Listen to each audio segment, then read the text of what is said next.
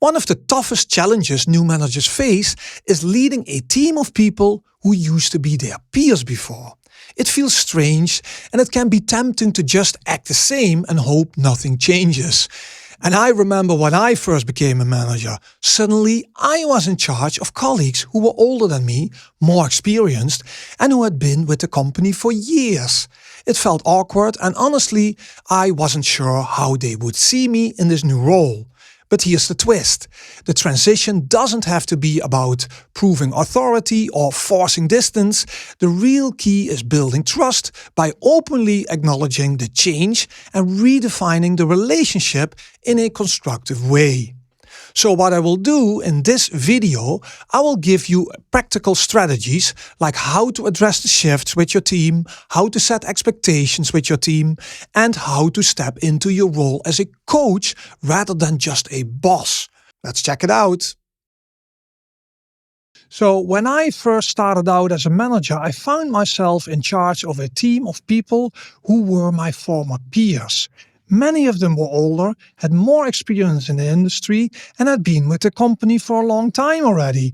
So it was quite a weird experience, and I had to find a way to deal with it. So, moving from being buddies with your team to being their boss can be a bit of a tricky transition, right?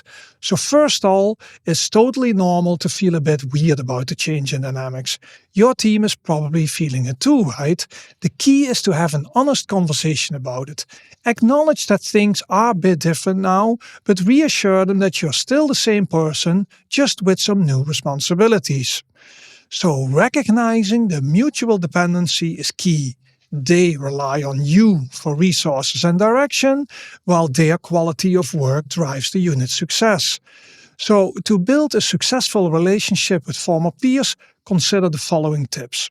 So the first tip is address the change. Sit down with your team and talk openly about the new situation.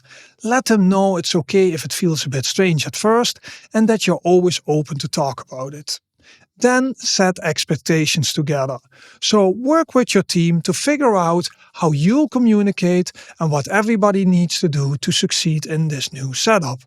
Really dig into the details since you have that history together. Then redefine your role. Be a coach, not a dictator. Your job is to support and motivate your team, not to just boss them around. Think of it as a partnership where you'll all be working towards the same goals. And then it's also important to own your new role. You earned this promotion, so be confident, but also be honest about the fact that you're learning as you go. It's a balancing act. And also keep it constructive. Give your team regularly helpful feedback and encourage them to do the same for you. Try to keep emotions out of it and focus on everyone's growth.